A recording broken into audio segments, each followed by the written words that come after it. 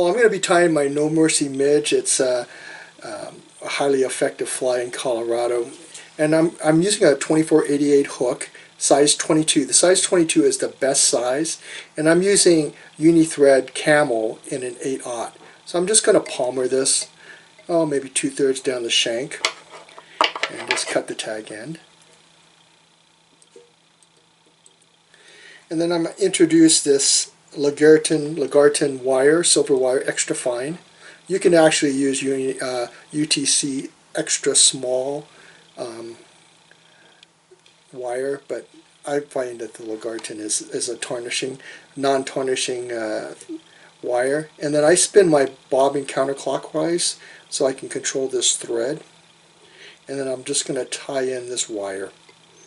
So I'm doing touching wraps, and what you can do is if you hold the wire in an angle, and you also, as you're palmering the hook, if you do it in a diagonal and kind of slightly tug towards the eye of the hook, you're going to get touching wraps. I'm going past the bend of the hook all the way to the point where the bend goes vertical. And then I'm going to bring it back up, back to the eye of the hook. I'm going to take the silver wire and I'm going to wrap it 6 times. On a size 22 hook, you get 6 wraps. So that represents the segmentation of the midge. That's 2, 3, 4, 5, and 6. And then if you put 2 wraps over the wire, 1 and 2, you can actually break the wire and it won't come unraveled. And then what I do is I tie off the thread right now.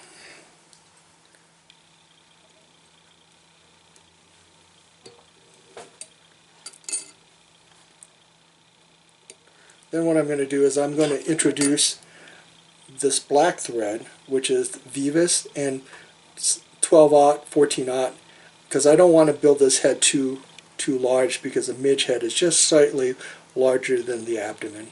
So a couple of wraps in here will secure it. Cut the tag end. And then I'm going to be introducing and tying in CDC tufts, and it's white. And see how it's all flared? I just wet it. There's about 15 or 20 fibers is what I want to use for that. And then again, the trick of spinning your bobbin, you're not going to have to fight the thread. The thread wants to jump forward to the right. I'm sure if you're tying, you know what I'm talking about. But I don't have to do that now. I don't have to fight that thread. I can just lasso it. See how easy that was?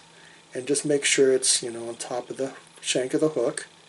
And do a couple of wraps. And then cut the end part. And if you're using I find the Dr. Slick razor scissors are so sharp that I can get right up to the thread. And then I'm just going to build the head up a little bit with the black thread. And then just tie it off.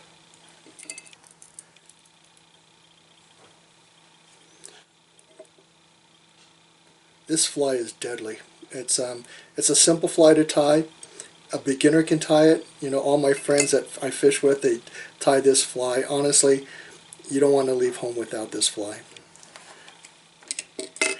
And then I'm just going to, most people would stop, but this is because it's just a thread midge, but the natural midge actually has an exoskeleton that's shiny, and so I'm just going to introduce some bone dry UV resin and just coat it. And though it's a simple fly, there's a lot of things going on here. You've got the CDC that moves in the water. You've got the black thread, which is a contrast. You've got the silver wire, which is the segmentation. And then you've got the UV resin that puts a shine on it. And again, camel's the best color. I've been fishing it for 12 years, and a size 22 is the best size. And if you cut this, you want to cut this about 4 or 5 hook eyes. And that is it. That's how simple it is.